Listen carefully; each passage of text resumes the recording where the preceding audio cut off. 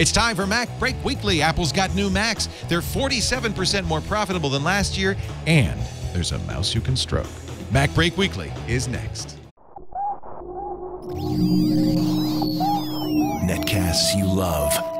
From people you trust. This is Twit. Bandwidth for MacBreak Weekly is provided by CacheFly at CACHEFLY.com.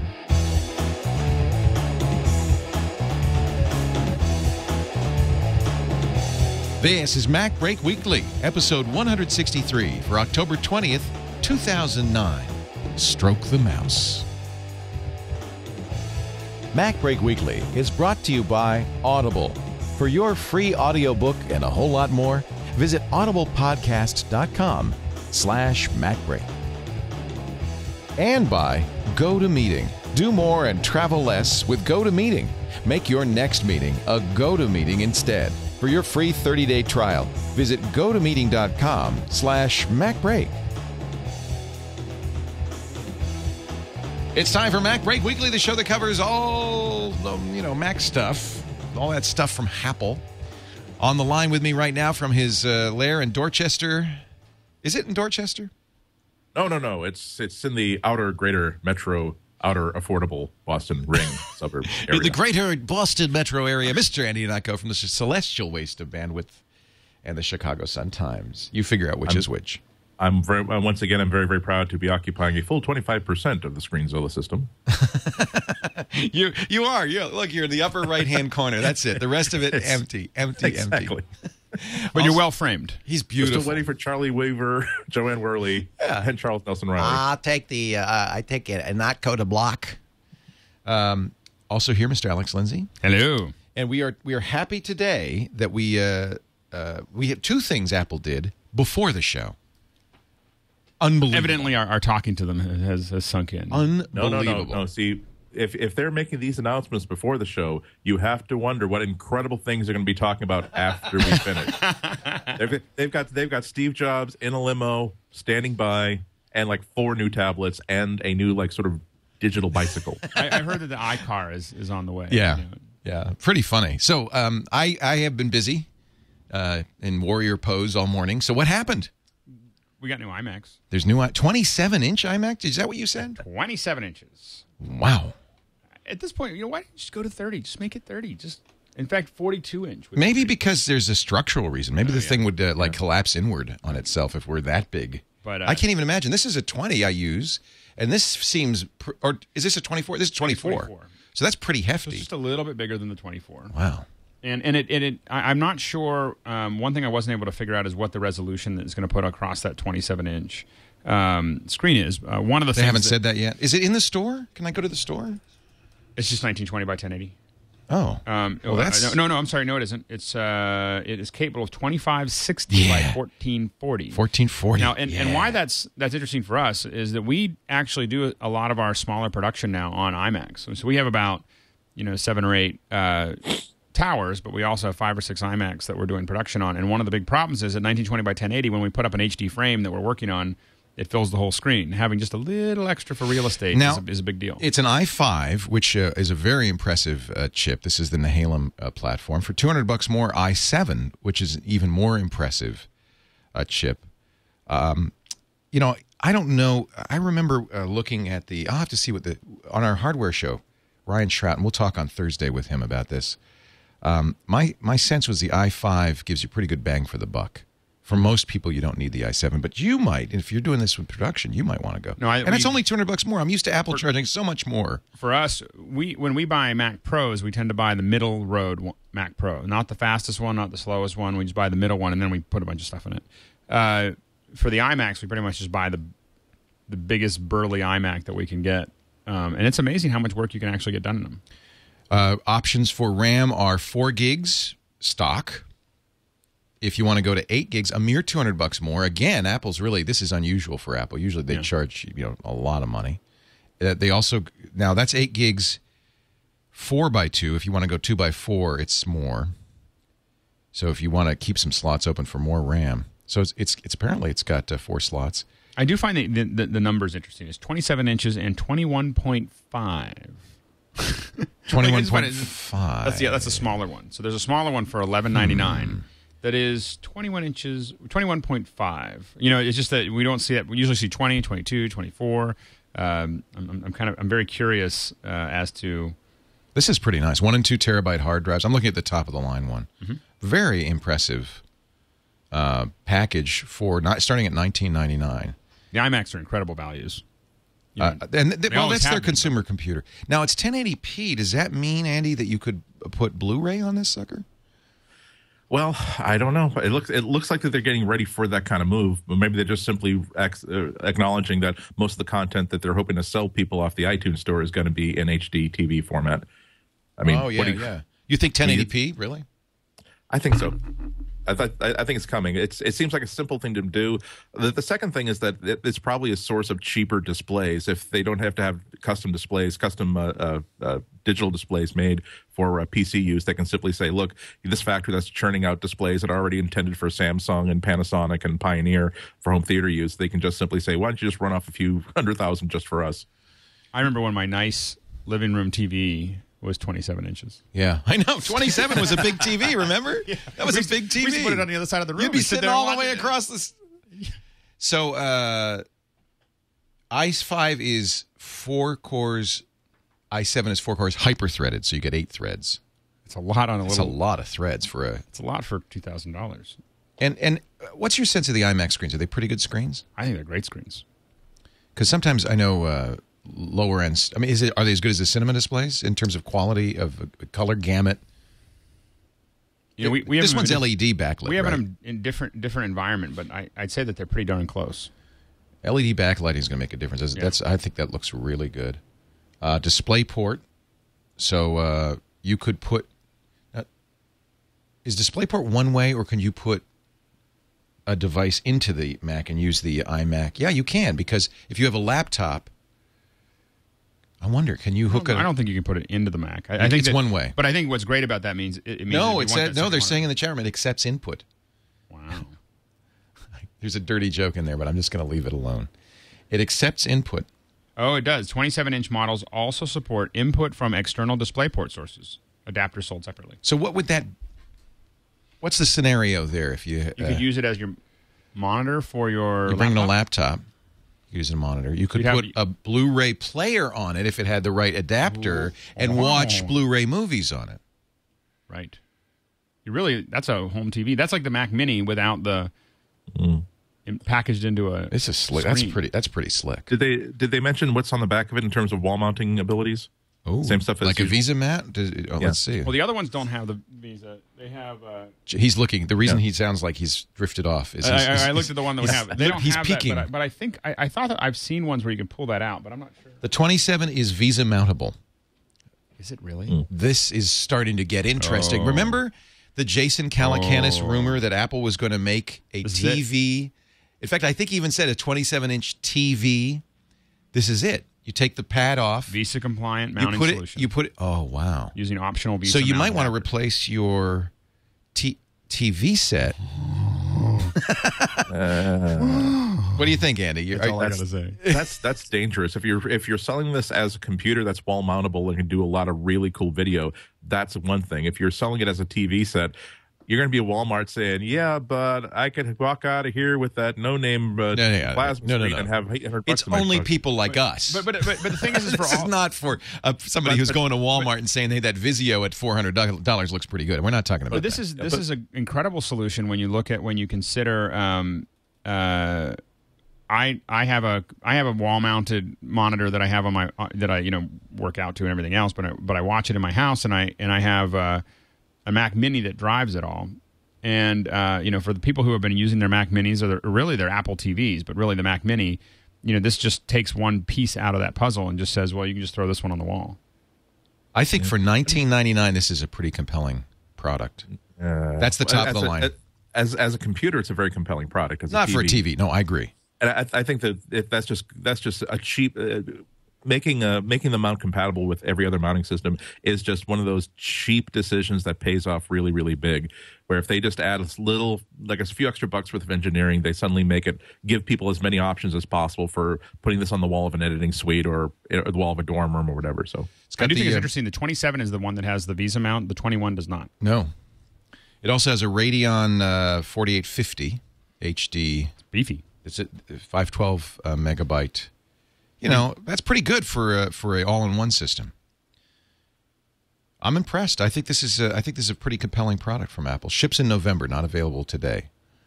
But there's a 21-inch.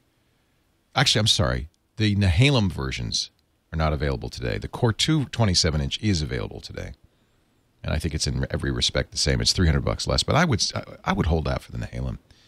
You're future-proofing it. Let's take a look at the Mac Mini. Here's an interesting deal with Mini. They've got a server Mini. Mac Mini with Snow Leopard server on it. Now, I think that's probably a good move also. I think there are probably a lot of people, that's $1,000, who might look at this 2.53 gigahertz Core 2, 4 gigs of memory. That's how we use them in the office. So Listen I use to them this. At home as a media server. At home, in the office, we use them as regular servers. Dual 500 gig hard drives. How do they do dual hard drives in there? Laptop drives. Dual in one that little, and then 9400M graphics, which is I think a very competent graphics card, and server. Of course, if you use them as a server, the Snow Leopard's fine. The ones we have in the office, we put. I see. There's no Windows optical on them drive in that one. That one doesn't have a slot.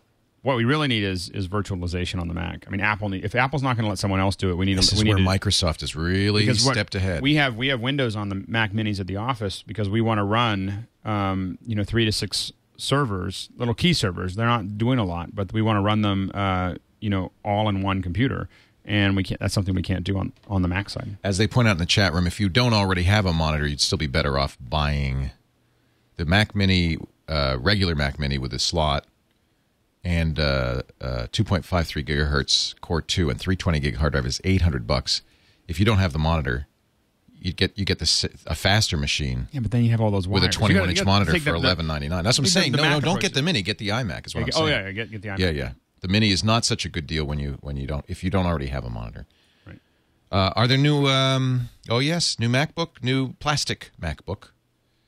FireWire is gone again. I think we're just waiting for that new light peak, whatever it's called. Yeah. I think that's really the future. So the new 2.26 gigahertz Core 2, 2 gigs of RAM, 250 gig hard drive, Super Drive, 9400M. They claim a 7-hour battery, which would be sweet. It might be in my imagination, but it looks a little bit thinner. More memory, larger drive. It has the same tapered edges as all the other. Oh, you see what they're doing? They're doing that little optical illusion where the edge is just. But it says 1.08 inches thin, 4.7 pounds. So this is, and it's unibody, but it's polycarbonate unibody. So I think this is, in a way, this is going to be a much more desirable computer, especially starting at $999. They did not do the $600 or $700 laptop that people were hoping for. But that's not Apple, is it? No. That's not the Apple we know and hate. I mean, love. Did I say hate? Oh, I didn't mean to say that. That was just a slip.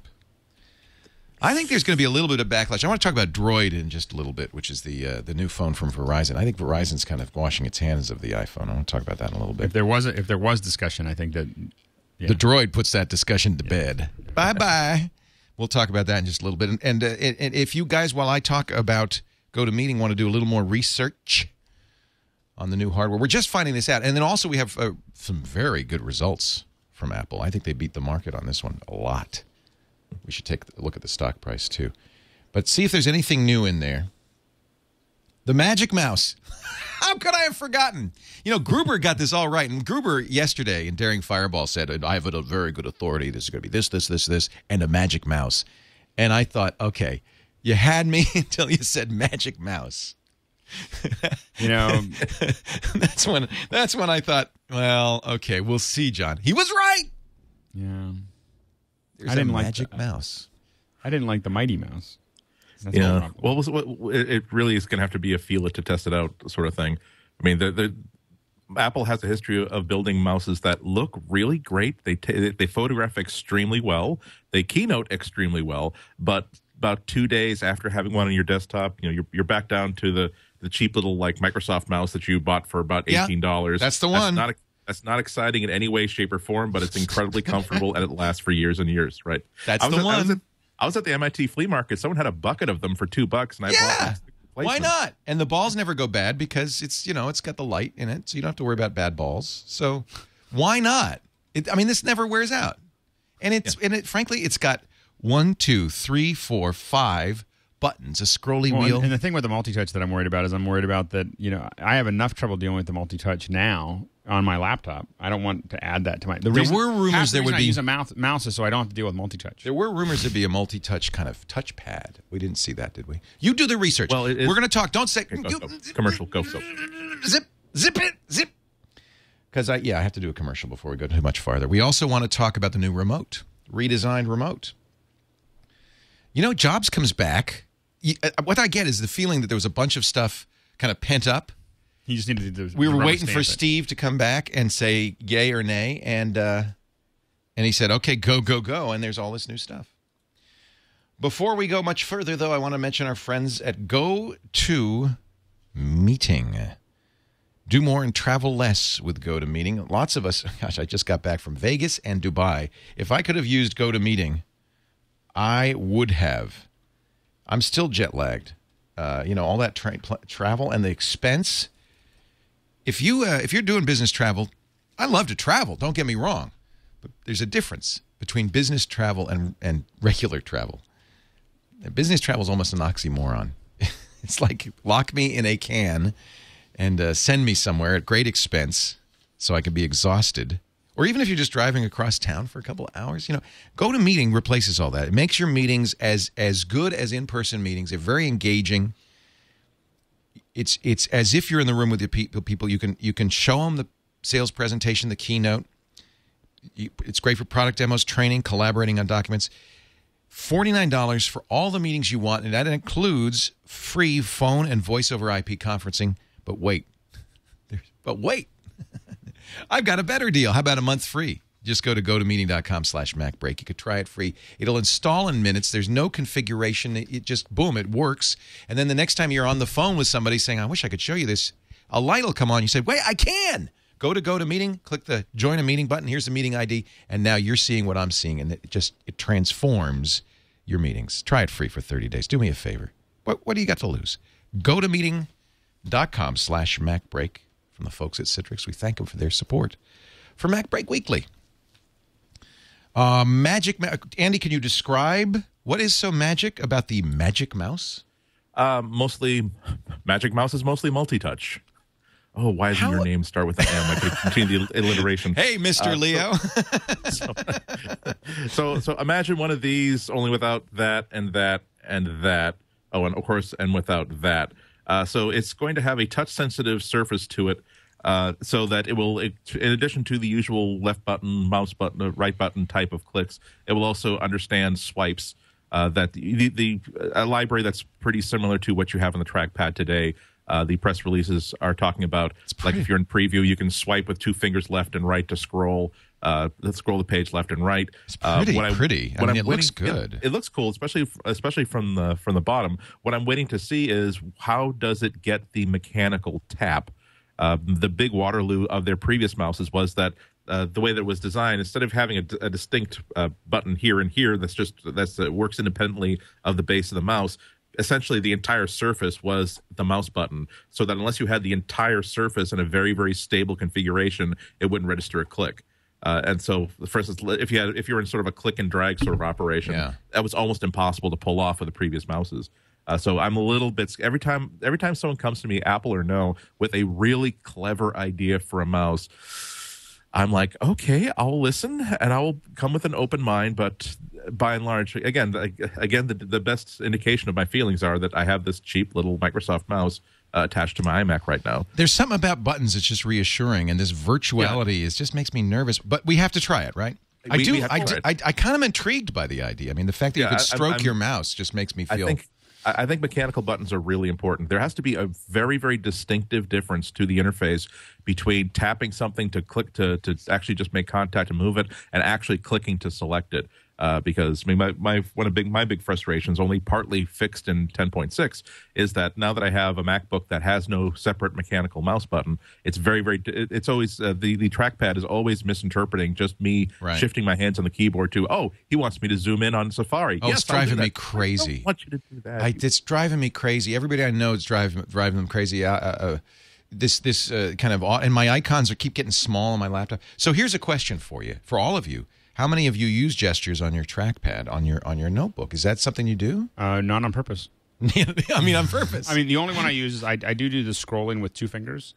But everything else. Oh yeah. That's it. I mean, everything else drives me a the little forefinger, the 2 finger. I mean, it's the pinch. It's crazy. Well, and what happens is I said we're constantly getting these. I think I've turned everything off in the preferences that I can turn off, and I'm still getting just. It's a pinch gesture, as somebody told me. I don't know what it is. The icons in Safari gets small, and the icons get small, and or the text gets really big spontaneously, or, and it's So there is a mechanical click, right? You can. It's hard to tell from the video, and if you go to apple.com/magicmouse, you can watch the video. But there seems to be a mechanical clicking thing. Oh, look, you press the control and you can zoom in and out. But that's like that's a scroll wheel. So it's all virtualized. Yeah, I expect to get one soon. I expect to try it out. But when you have the same hand that has to push this thing around, when that hand is also responsible for doing complex inputs on the surface of it, that's going to be at best, I think, a retraining process. But we won't know until we actually see it. $69 available now. I'm going to order one today, right? In fact, I think I might order that 27-inch today. I kind of like that. I'm going to watch. I think I should replace this one with that one. Oh yeah, I think you do too. Oh, yeah. just from a health point of view. And I want to when you look at this new, I really think that Apple is, when you look at the new Apple remote. Let's look at the remote. Okay, next remote. Slightly longer remote.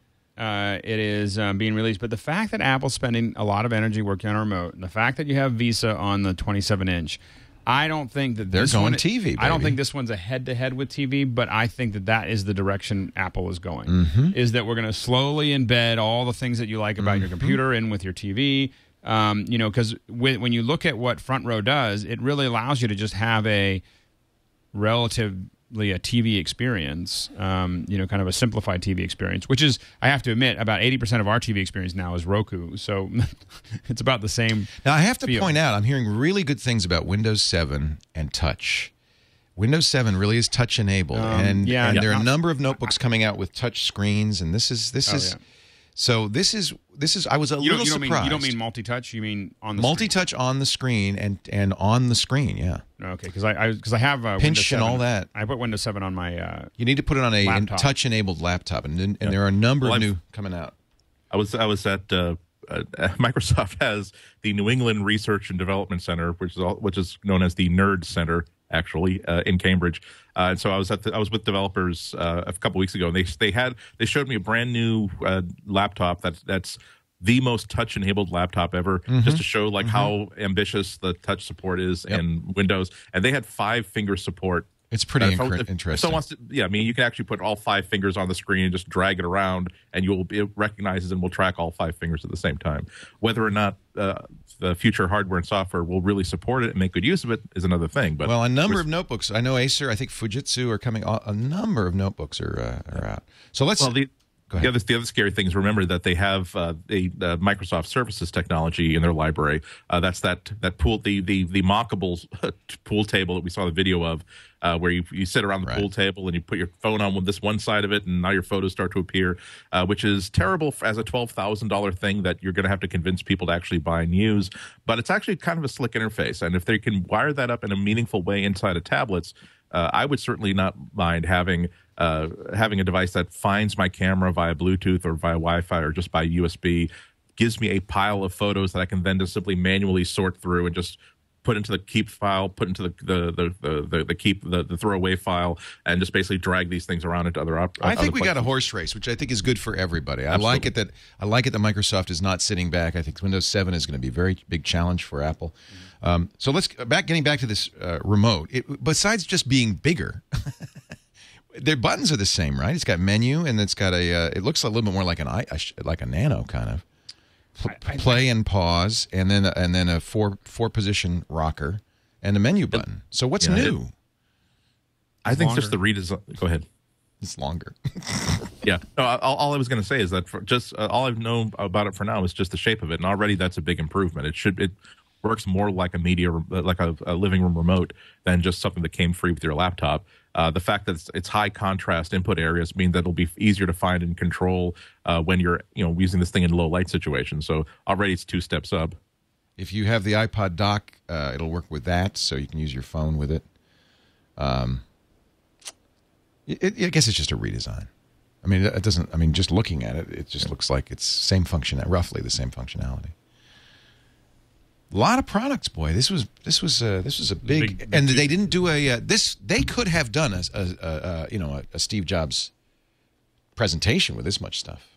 It's interesting that they chose not to just to slide. Well, it does seem that they really focus those events on the iPod, iPhone, maybe the iPad line. Like that's where they want to focus people's energy. And I think that with the computers are still growing in sales. I mean, I think we're going to talk about the finances, but they're growing. The computers are growing in sales, but I think they're downplaying that in some ways. It's a consumer company.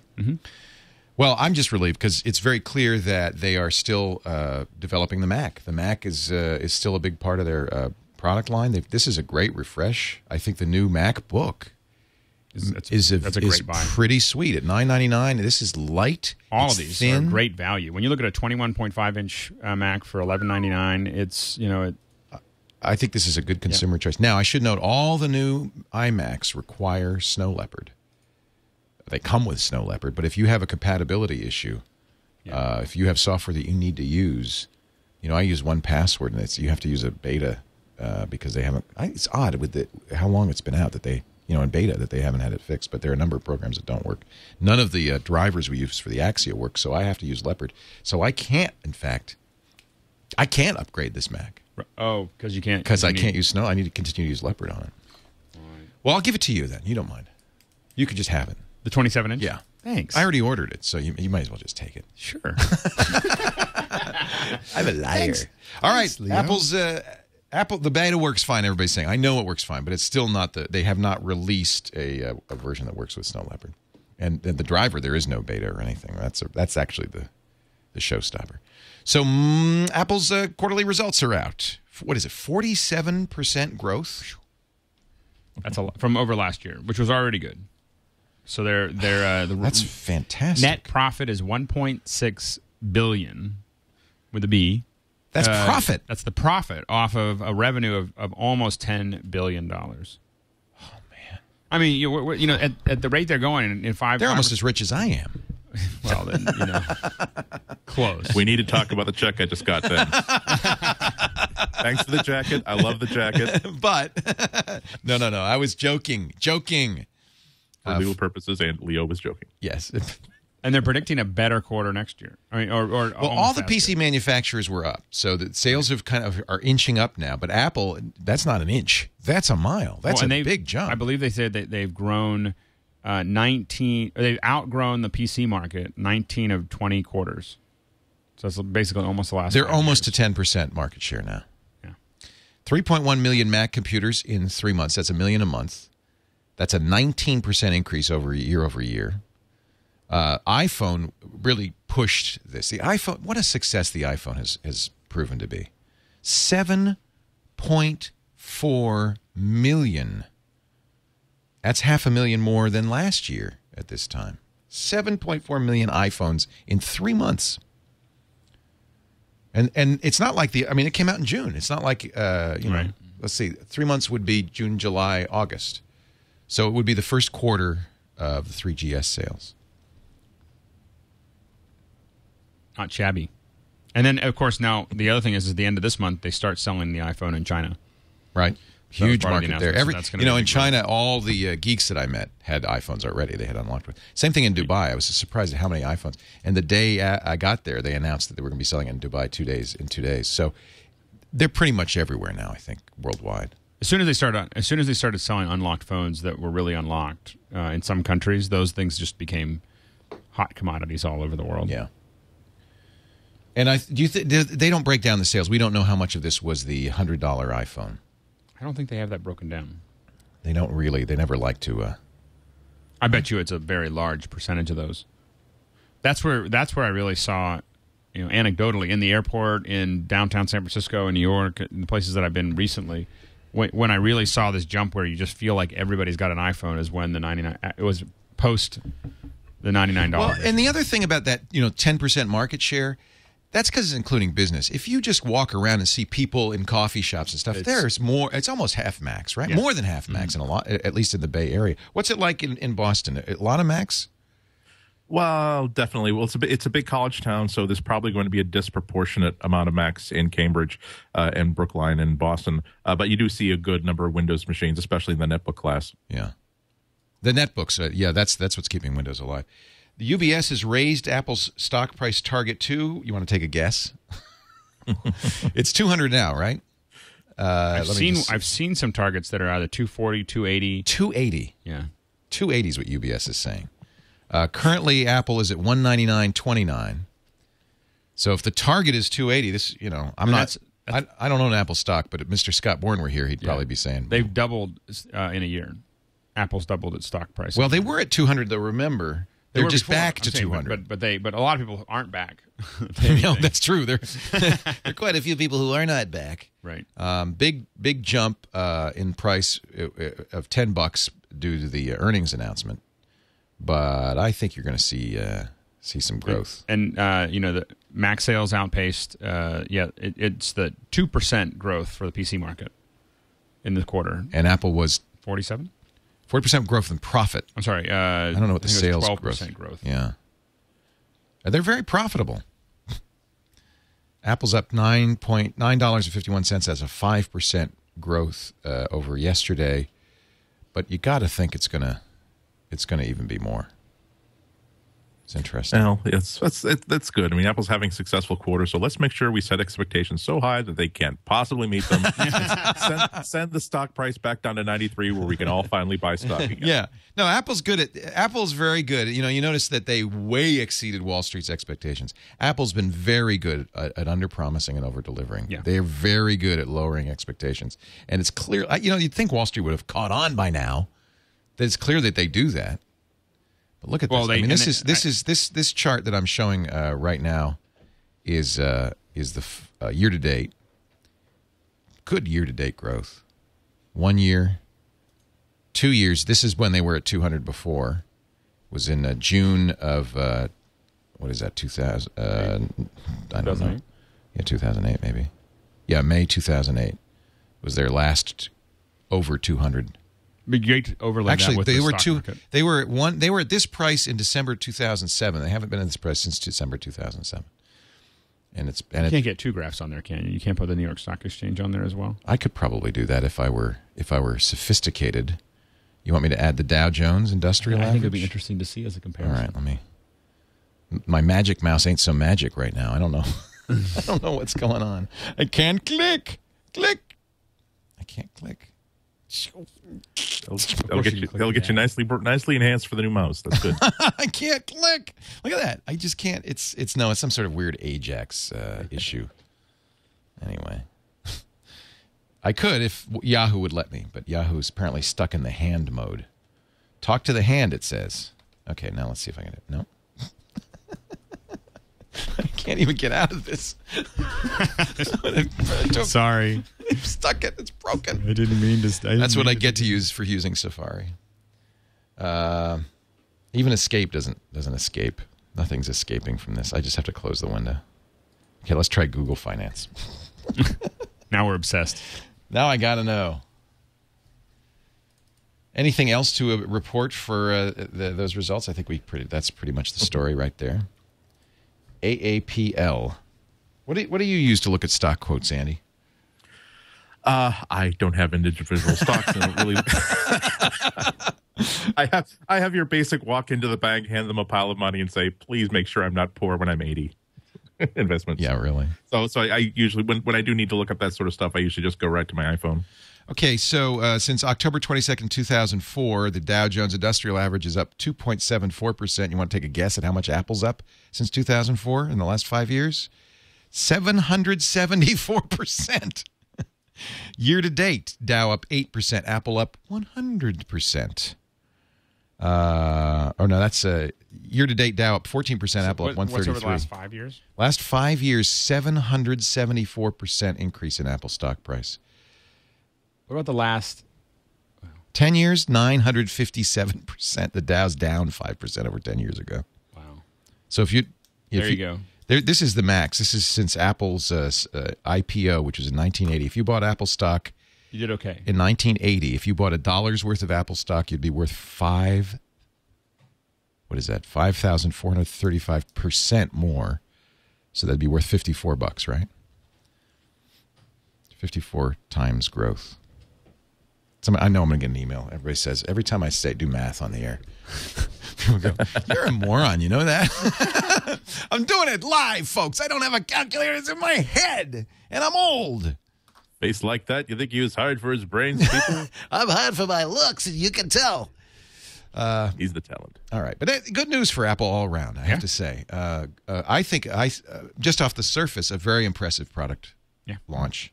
At I think, compelling prices. You know, they're still more expensive than PCs, but they needed to do something. Of course, it's telling they do this 2 days before Windows 7 comes out.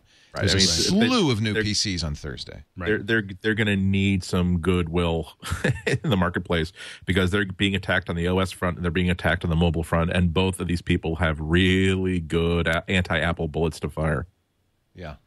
Yeah. It's again, competition is great for us as users. Absolutely. And I love it that Windows is competitive. I love it that Apple feels the pressure to come up with lower prices, and Google and all of this stuff. Yeah, well, let's talk about that. So if you've gone to the website, and it's a Verizon website, Droid Does, DroidDoes.com. This is the little mini ad you'll see. Remember, this is from Verizon. I don't run simultaneous apps. I don't take night shots. I don't allow open development. I don't customize. I don't run widgets. I don't have interchangeable batteries. Everything I don't, Droid does. This is the new HTC phone. Shoals was the code name.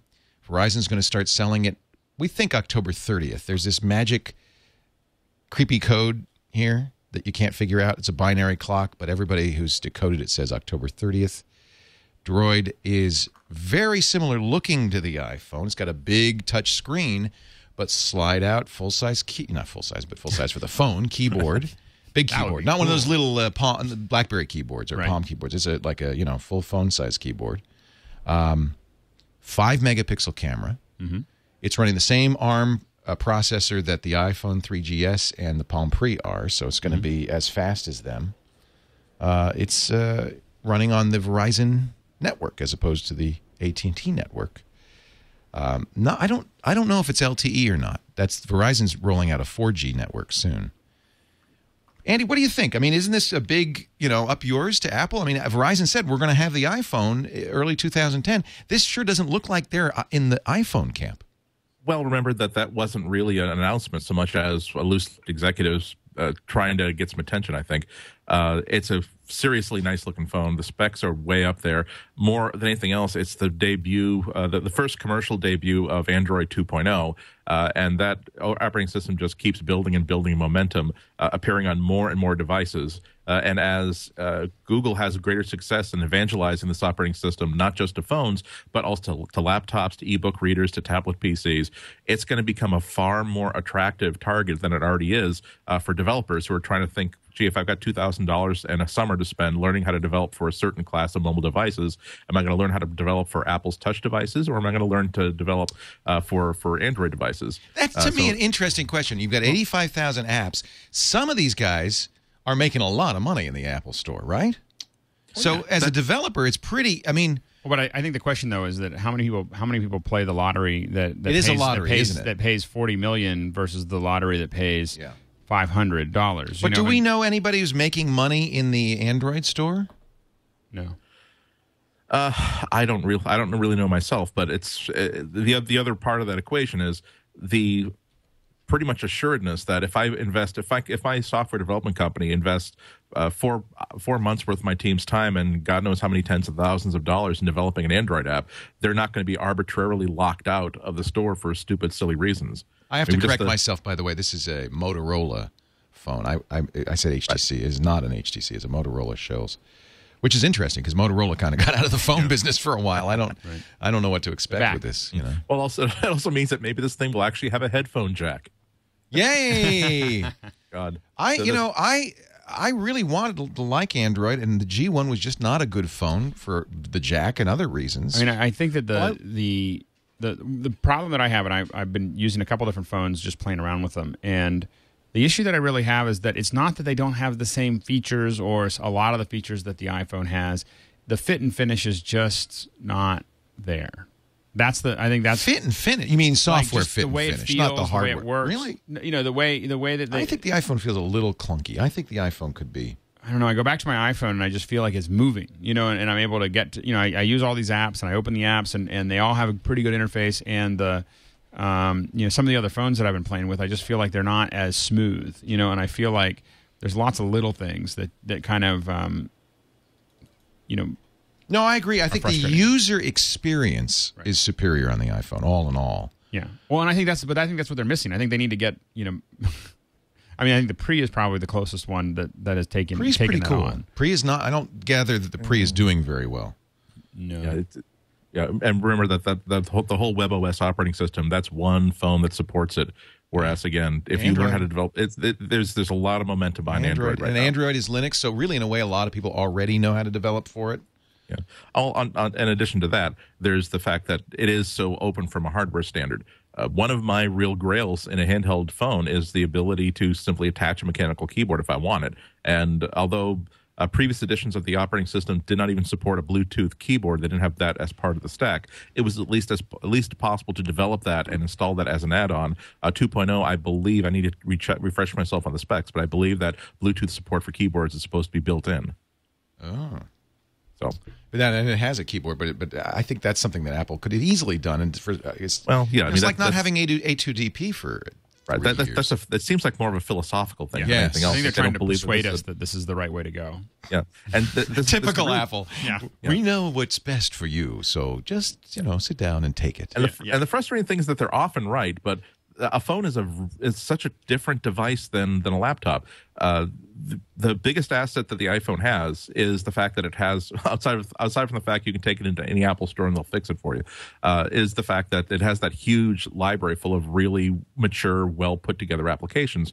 But that's more of a big positive for a notebook or a desktop than a phone. On the phone, I only use probably about 6 or 7 apps on a day-to-day basis. If the Android store Android Marketplace had these 4 or 5 apps that I liked just as well as the versions that I have on the iPhone, the advantage of the App Store wouldn't go away completely, but it would sincerely fade down. Well, but I think the problem with that is that those 6 apps are a lot different for all of us. I mean, the issue you get into in the record store is that there's 100 acts that represent 95% of what everybody walks in to buy in an average brick and mortar record store.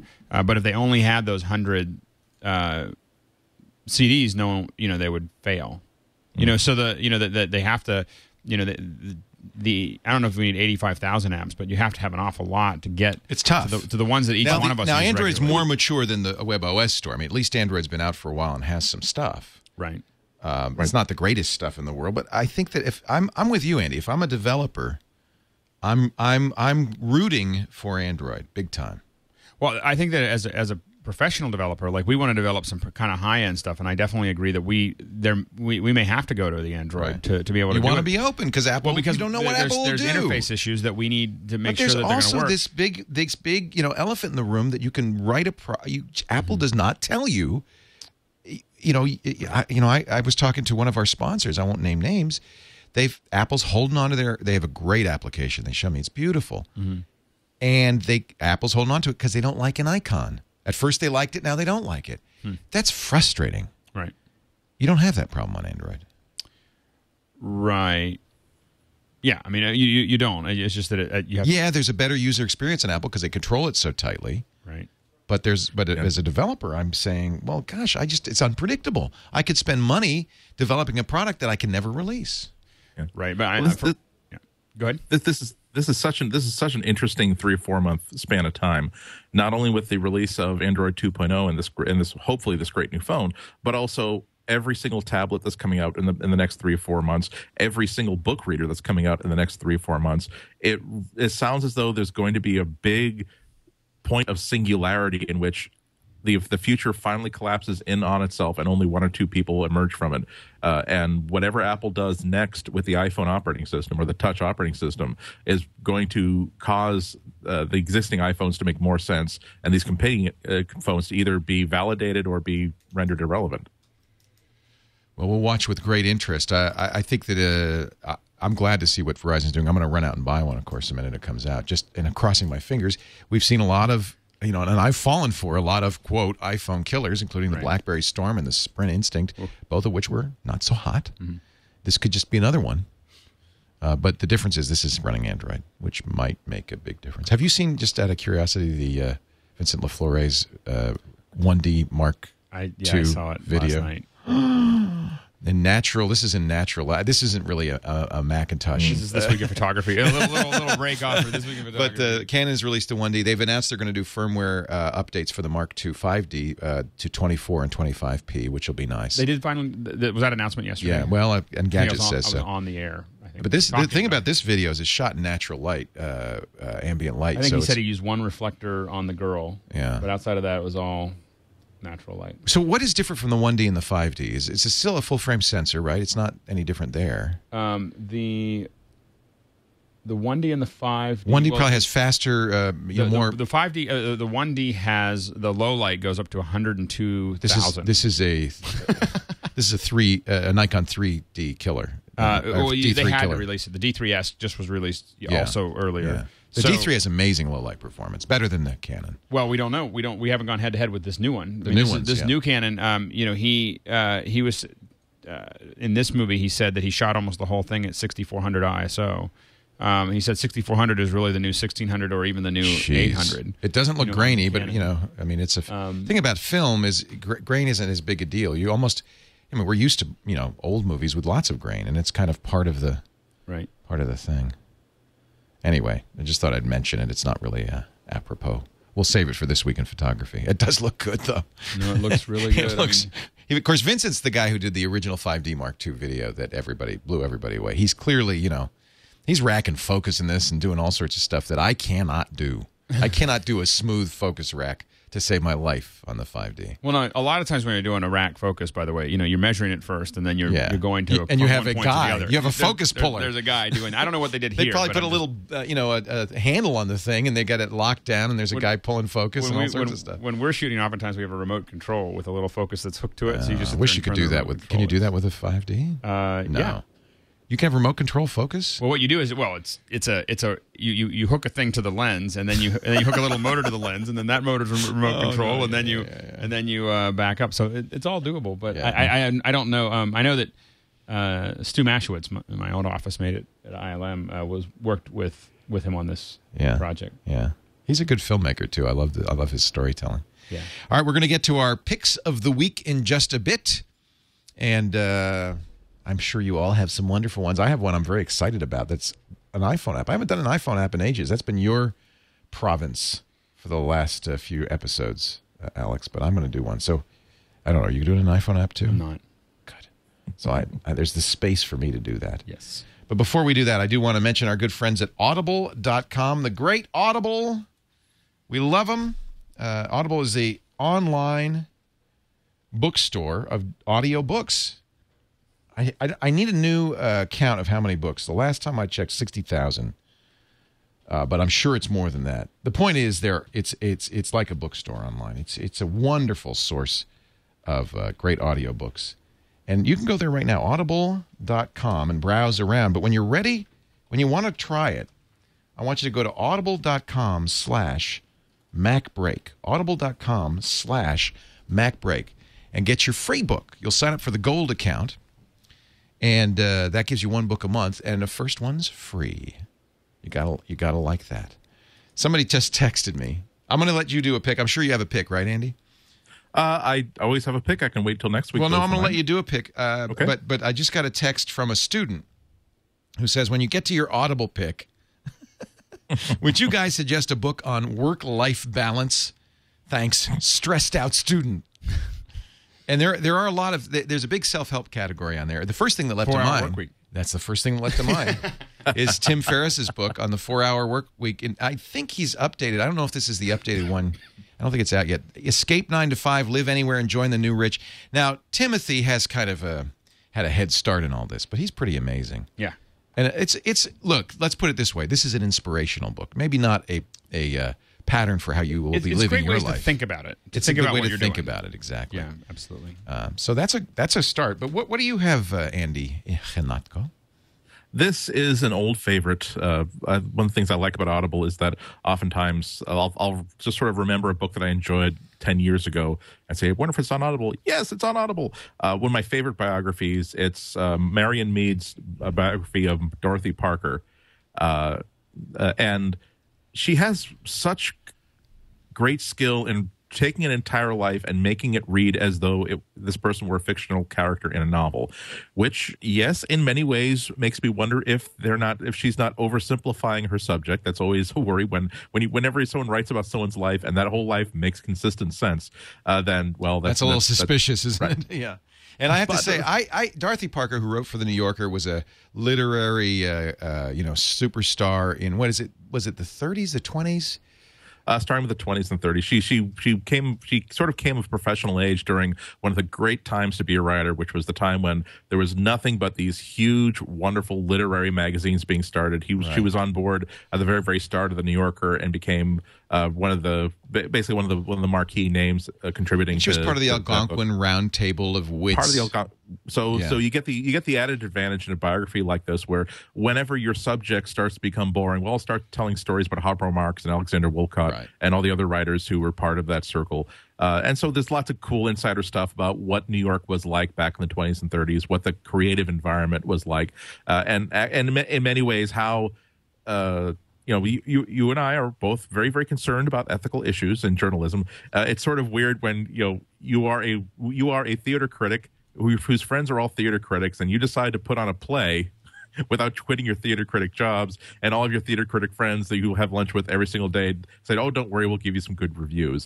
But she had a very, very complicated life. She had a lot of men in her life that the book sort of makes again, this is maybe oversimplification, that it takes sort of like the first year psychology student point of view that, oh, well, see, she didn't have a good relationship with her father, and so she's she spent her life trying to find a father. That's it. We got it. Great. Ship it. We got it. But even if you don't buy into that storyline, you see lots of the sort of self-destructive behavior that doesn't lead to being dead at 33 or 34 like Keith Moon. Unfortunately, it leads to becoming very, very old and still very, very drunk and very, very dependent on a lot of things for continued survival. So fascinating person. Not only that, but the nucleus of a lot of fascinating stories about other people. More than anything else, I just enjoy the fact that it's such an entertaining and readable story. And once again, we like to note the gross tonnage for those of you who are getting your 1 credit's worth, your free book's worth, unabridged, 17 hours, 22 minutes. Wow. Gross tonnage wins FTW. That'll keep it good. To the man. You get it for free. Just go to audible.com/MacBreak. And you sign up for the Gold account. Your first book is free. Even if you cancel at any time, you get to keep the book. This sounds like a good one. Now, I read, I'm a kind of fan of, and I've read all her, you read her bon mot, things like, I think it was, he ran the gamut of emotions from A to B and things like that.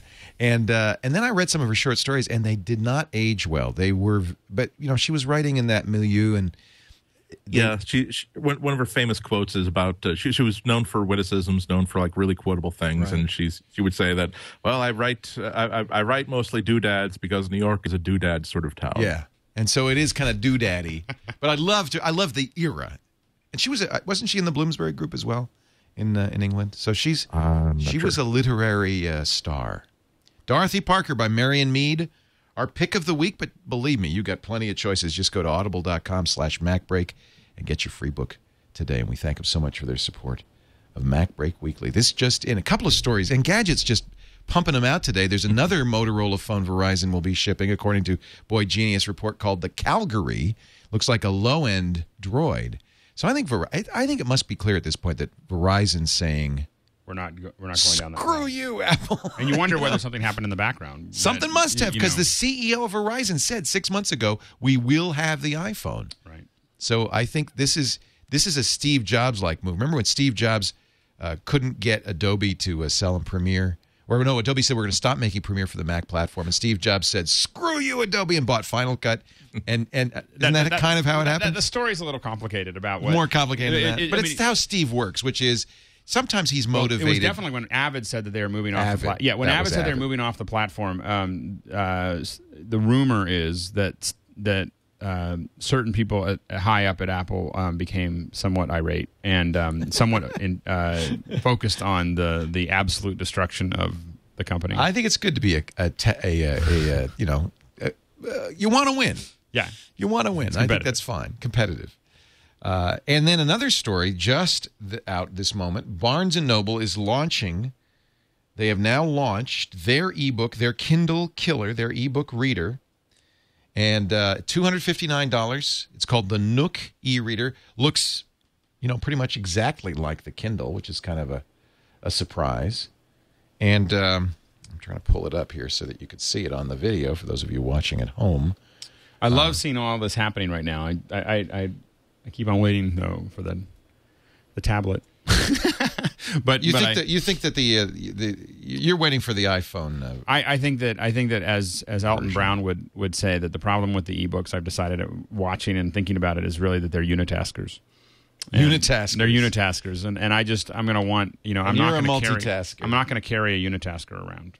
I cannot get an image of it up. Oh well. See. It's an interesting product. I mean, it looks just like the Kindle sized. Does have a touch display. Does have color.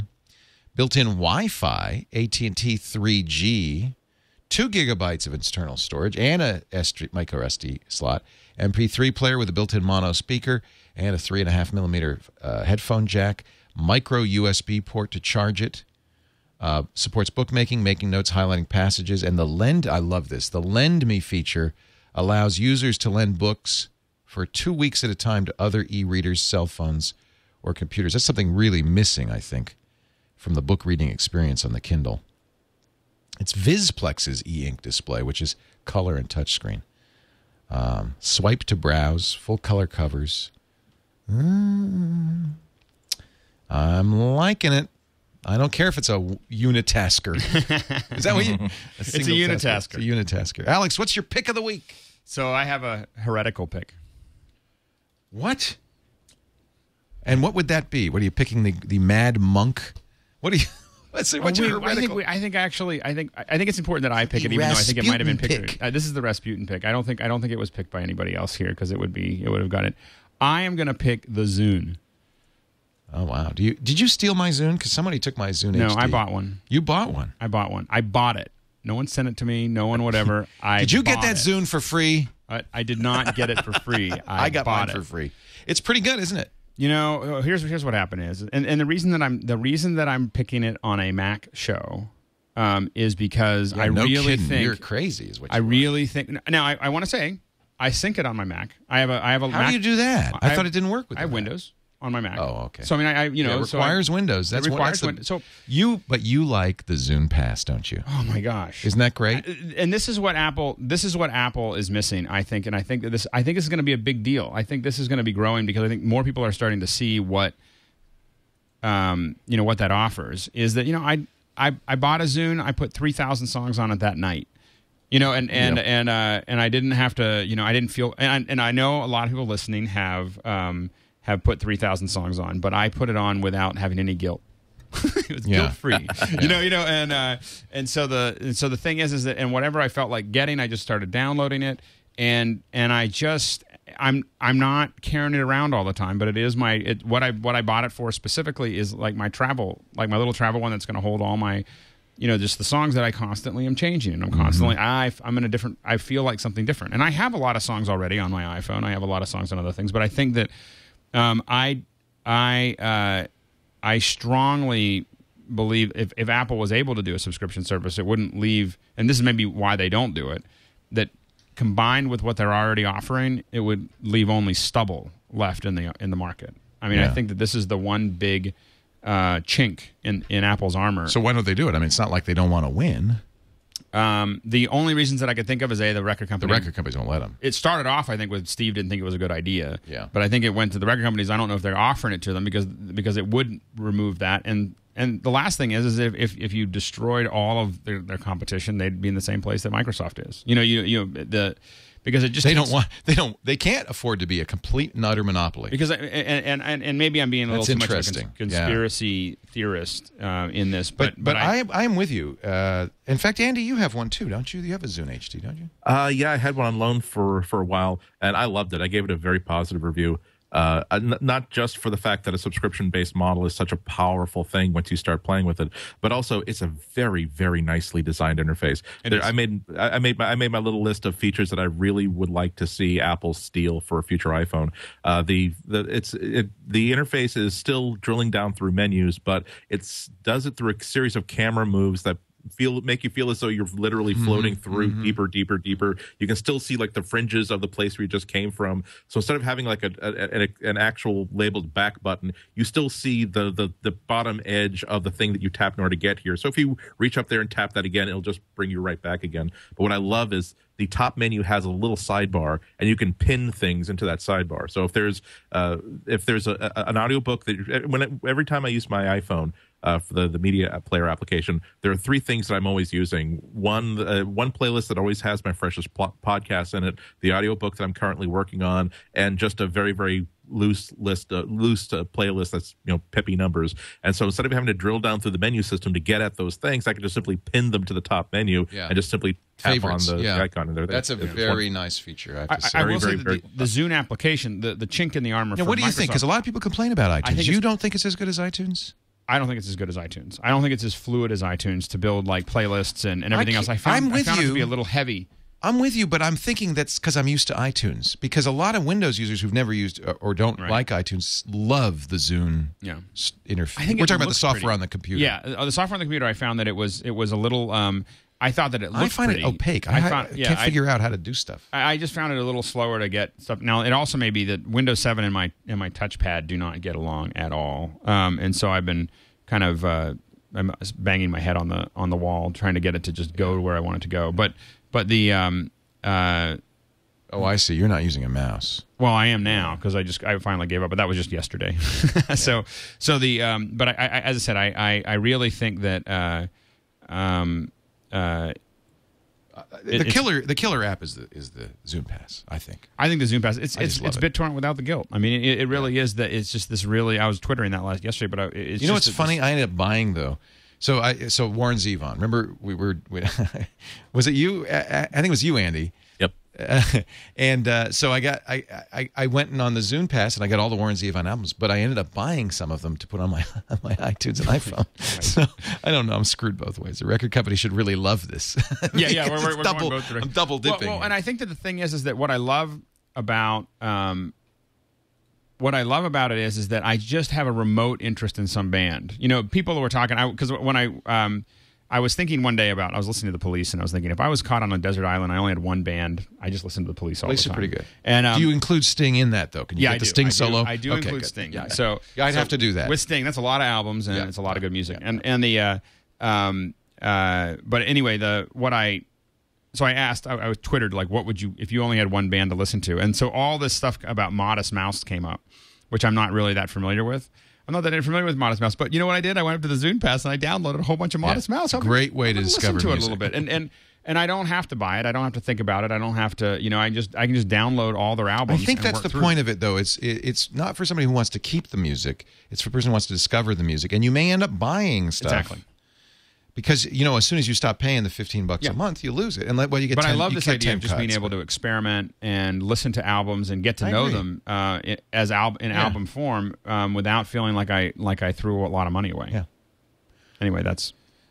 you're going to get in a lot of heat for that. Alex Lindsay. This has been kind of a pro Microsoft. You guys might want to come to my Windows house party on Thursday for the launch of Windows 7. That would be. Yeah, just come on Well, in. everyone in Windows, Windows Weekly, they complain that we talk too much about the Mac. So Well, yeah, but Paul is not a Mac fan in the way that apparently we have become Windows fans. So I don't know. I'm gonna have to start a new show. I think that it's. I just think that it's important for Apple to be constantly looking at all the other things that are completely with you. really there. I mean, I love my Mac. I did name the Zune Mephistopheles. Yeah, right. The devil. It's the devil. No, I don't. I think that we are pro user, and we're not pro any company. And I don't think we should be. I don't think we should be fanboys. I think we should be pro user, and it's great to have the competition. Yeah. Andy, what's your pick of the week, sir? Well, I've been doing a lot more explorations into digital comics lately, which means that I've been downloading a lot more comics digitally than I used to, i.e. I am now downloading digital comics instead of not downloading them. And so I wound up having to go through 3 or 4 different comic book reader apps for the desktop. And I finally wound up agreeing with my close personal friend and close personal editor, Jason Snell over at Macworld, who pointed me towards ComicBookLover. By bitcartel.com.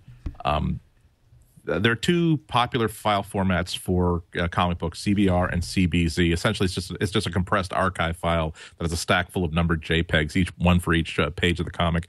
And ComicBookLover truly is the iTunes of comic book reader apps. When you get these CBR files, you just drag them into the application. It imports them into a library, organizes them by title and issue, and gives you all the tools that you really want for reading this stuff on your screen. And when you read comics on your MacBook, it's actually, I find it even a superior experience to actually holding the real comic book. Really? Because the app lets you turn the MacBook on its side and treat its screen almost like a tablet screen.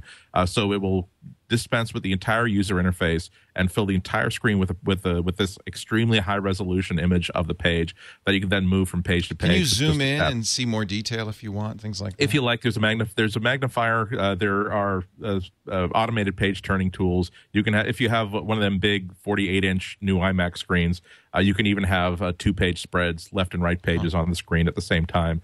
It's rarely a case where I find myself thinking I'm missing something by reading looking at this page digitally instead of holding it in my actual hand. You don't miss the smell of the ink, the feel of the pulp?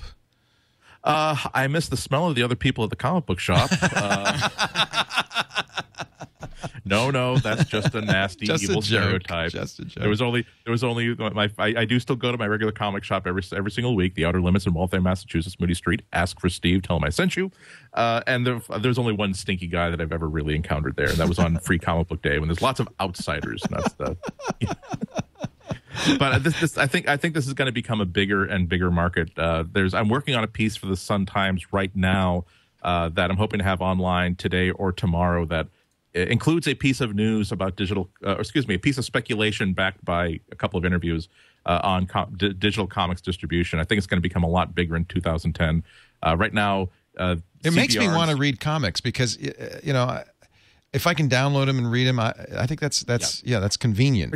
Particularly because, like, if you're curious about, if you see a documentary about the band and you want to download one of their albums, okay, that's kind of interesting. Right. With comic books, so much of what makes sense today requires that you know what happened 5 years ago or 10 years ago or 20 years ago. You need to see, well, how did these characters get together and why does this character get pissed off about this other character over here? Do they are most comic books now available online? I mean, is that...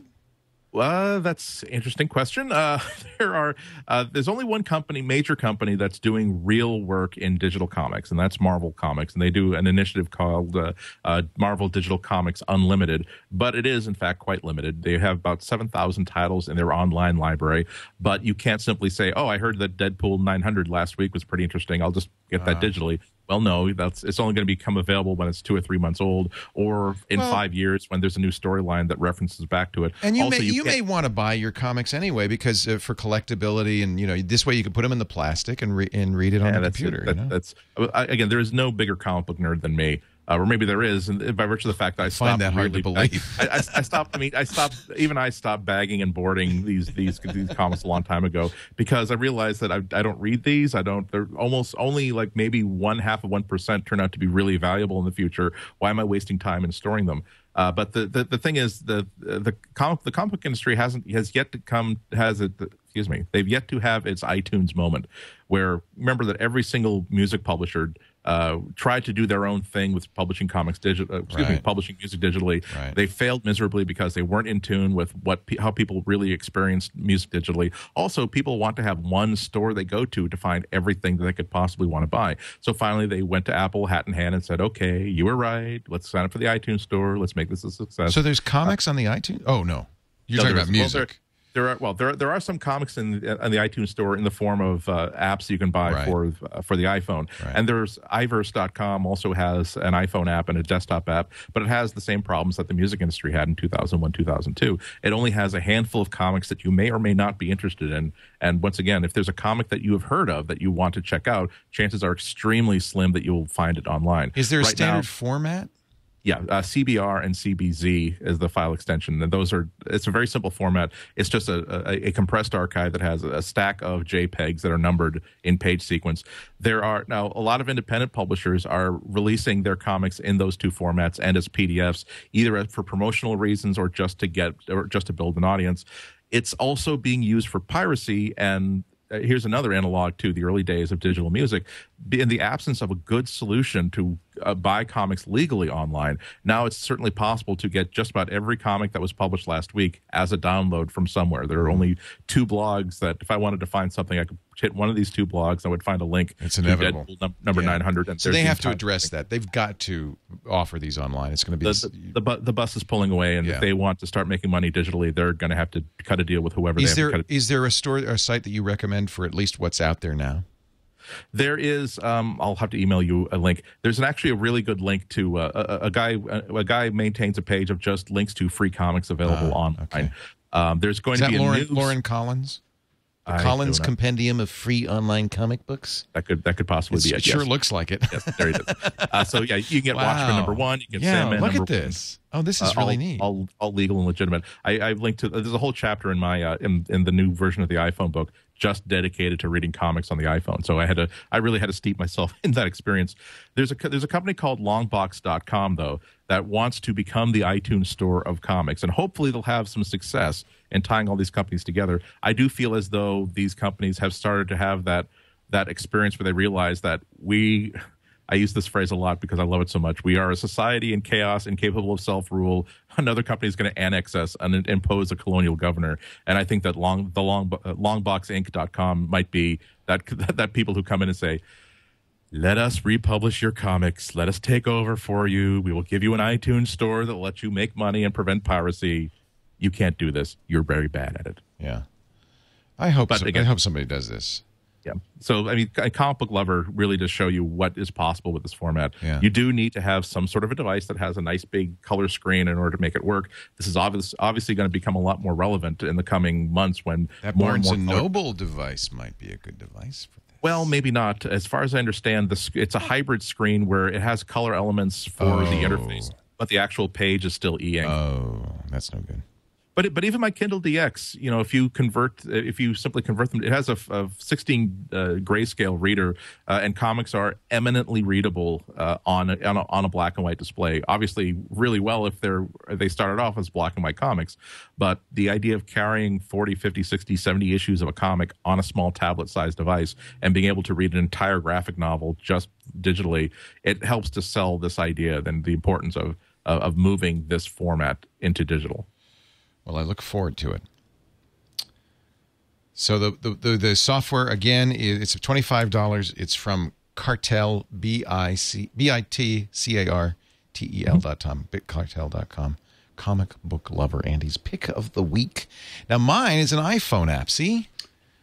You guys, this is perfect. It's like we planned it. Exactly. But this one is blowing my freaking mind. It is basically iMovie for the iPhone. Oh. It's called, it's got transitions, it's got titles. It allows you to combine clips, edit clips, all within the iPhone. $7.99. It's called Reel Director, REEL. Came out 5 days ago. And I wish I remember where I saw it, but it's really pretty sweet. You create projects just as you would on the iPhone. You have a timeline. I mean, on the iMovie, I should say. You have a timeline. you render it, so you kind of do stuff pre-rendering. You've got titles. You've got it's a really sweet little editor. Can you post it to iPhoto? I mean YouTube.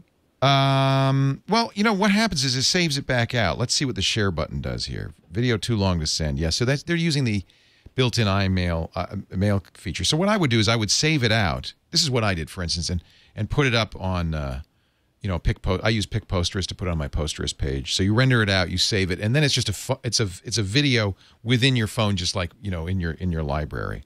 So it's in your camera roll. It's I think this is just really a sweet little. And what they need to do is do like a $5,000 prize for the best movie shot and edited. Yeah, no kidding. Now it's simple. There are only a few transitions. There's a cross dissolve, fade through black, fade through white, flash through black, flash through white. All you need is cross, blur, dissolve, fade, and blur, cut. cross, wipe left, wipe right, wipe top. Yeah, there's more than you need. Let's put it that way. Cross, dissolve, and cut. A couple of things I didn't like, but I'm sure that version 1.1 will have it. There doesn't seem to be anywhere that I could set how long the titles are on. You could put opening credits in, but they seem to come and go pretty quickly. You have positioning. You do have some styling in the credits. So this is an amazing little app. Considering it's $7.99 and it's on the iPhone, what I found is that the trim is not quite enough for me. I shoot a lot of iPhone movies, and what I'd love to do is be able to dissolve from one clip to another clip. Right. And this will let you do it. And I wouldn't say it's for titling and for other stuff. Maybe it gives you some capabilities. Well, this is version 1. This is version 1. So we just got to send them a laundry list. Yeah. No, it's pretty impressive. This is called Real Director. It's from NextVO, and it is $7.99, which is a little expensive for an iPhone app. But you hear that clicking? Yeah, That's me. I like it. I'm buying it. I've been very happy with it. Scrollable, seekable timeline. You've got full preview of a frame at a current timeline position with watermarks and transitions applied. So it's kind of pre-rendering. There are multi-line opens and closing credits, 4 title positions, 9 styles, 9 positions, gradually fade title and opening credits in and out. It's a pretty impressive little thing. It just came out, and I've been very happy with it. They do have an online tutorial. It is $7.99. It's called Real Director. That's my pick. That's a great one. Well, I wish I could remember. I saw it on, I think, Friend Feed, and I wish I could remember because I would love to give the person. It was only released like 5 days ago. Yeah. The internet nervous system, my friend, is moving faster than the speed of light. I think your nervous system is faster than my nervous system. I sit there and I watch Twitter. I've moved back to Twitter since they started that lists thing. I just feel like Twitter, Friend Feed kind of died on the vine, and Twitter has taken the it's back, and there's just nothing to compete with it. So I'm spending a lot more time on Twitter than I did, and that to me is the internet nervous system. That's where I find out about stuff, and right. And you follow the right people, you find out a lot of stuff. 3GS only, I believe, yes, but go try it and see. It says for the 3GS, so I suspect that's the case. And you need a lot of horsepower. Let me just see if it's video editing for the iPhone 3GS. Requirements. Yep. And you have to have OS 3.0 or later. You need the horsepower of the 3GS to do that. Alex Lindsay is at the luscious Pixel Core at pixelcore.tv for the podcast, pixelcore.com, if you want to find out about this great guild of multimedia artists. Anything to tell us about? We are going to try to stream some stuff tomorrow. So we're going to be shooting on a big green screen stage. It's actually the old ILM stages. Wow. And so I can't guarantee it, but it would be good to not. This isn't just a blatant thing for people to follow me. Follow me. I'll Twitter it if we're following. So I mean if we're streaming. So it'll be just Alex Lindsay. Is the Twitter. This is my example. Exactly. You need some internet nervous system. So what I'm going to do, if you're following me, you'll get a Twitter. I'll probably Twitter about shooting no matter what. But if we can get the stream working, that would be cool to watch. We're just going to put a stream up there and let people just watch it. So I'll send the URL. Where is that stage? Is it in Skywalker?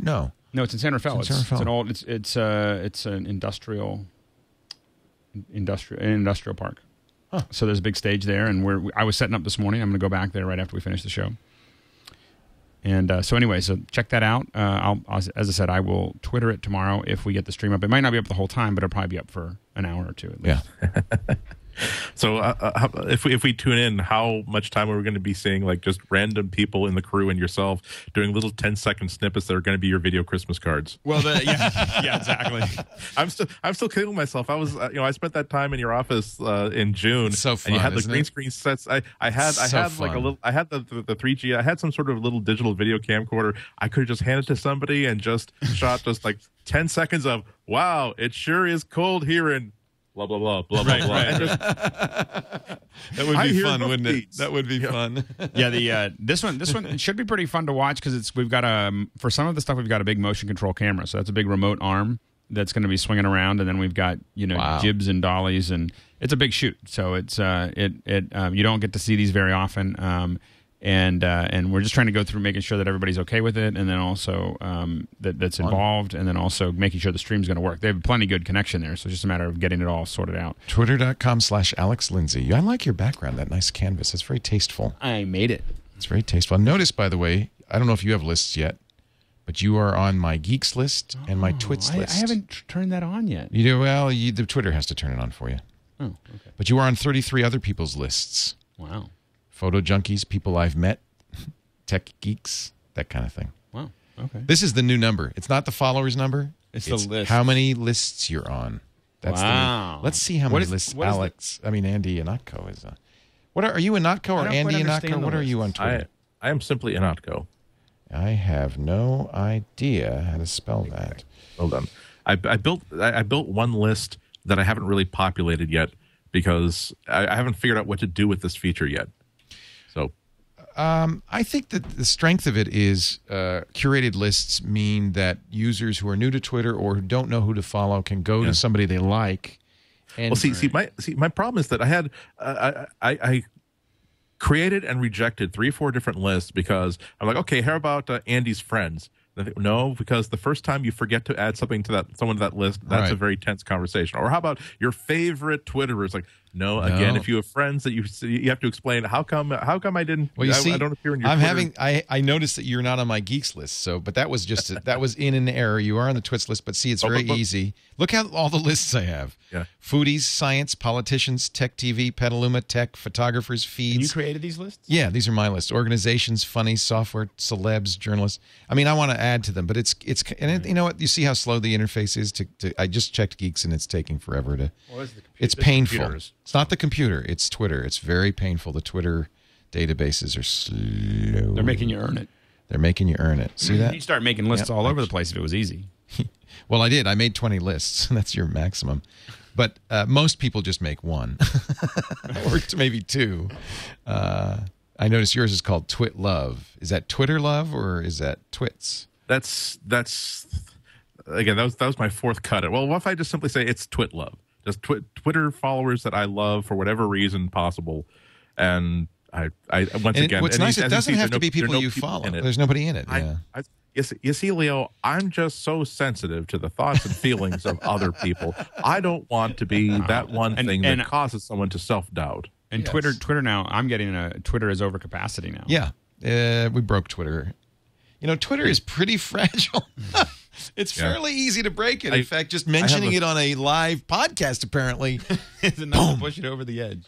I've been acting sort of as like the guide to a friend of mine who just got into Twitter recently after really just rejecting it and just despising for months and months and months. And he said, I'm just going to do it for 30 days just as an experiment, just to test it out. And now it's 11 days later, and Sunday morning when it was impossible to get onto Twitter, I got 2 emails from him saying, is Twitter down? Do you get into Twitter? I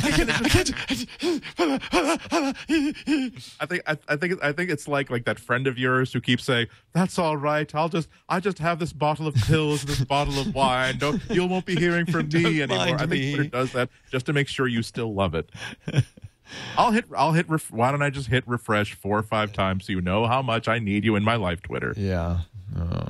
Well, anyway, I think the list thing is something kind of interesting that they've done. It's a big shift. People are going to use it. Yeah, it really changes how people use it. You see all these lists, but not everybody has it. So, if you don't have it yet, but see, I'm on 208 lists, but Scoble's on I'm competing with Scoble again. It's back to the way it used to be. It's even. It's even again. Let's see. Just out of curiosity. Well, I guess you have to earn it to get on these lists. Yeah, see? You can't. It's just not, For the moment. For the moment. Let's just see. Barack's on 233. Well, you're close. I'm close. Neck and neck. Yeah, well, there you go. See, it's back to the way it used to be. Back when Twitter was just for geeks. Ladies and gentlemen, we thank you so much for joining us. Andy Ihnatko is at the Chicago Sun-Times, and his website is the Celestial. I did it with a hard C. I don't know why. Celestial Waste of Bandwidth, CWOB.com, and his Twitter handle is IHNATKO. Thank you, Andrew. Thank you. I'm Leo Laporte. Don't forget, we did make that announcement on Friday that we are starting to offer video. There will be video of this show on iTunes, on the Zune store, and in fact on your Roku, your Palm Pre, your iPhone, and all of that. That's coming soon. We're ready. We're ready. But so what you're saying is that I've got only a couple of weeks to finish my backdrop. Yes, get going. Or clean my office. I think I'll finish the backdrop first. Fast, and I'll clean my office. We for the last few weeks we've been editing all the shows in Final Cut.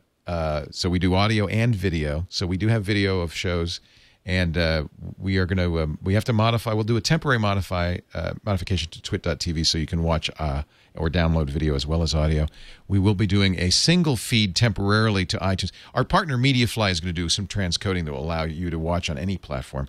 But until that happens, we're going to make kind of a middling quality hinted H.264 baseline that you should be able to play on almost any device. And that will be, we'll let you know, that'll be on, that feed will be up pretty soon. But meanwhile, you can listen to the audio anytime you want or watch us do this thing live, 2 p.m. Eastern, 11 a.m. Pacific, every single Tuesday at live.twit.tv. Some say it's live.twit.tv. Live. Your choice. Live. Your choice. Choose life. Please. Thanks Get for joining away us. From your computers. Go to the windows. First, you've just got to get mad. I'm mad as hell, and I'm not going to take it anymore. Go back to work. Break time is over.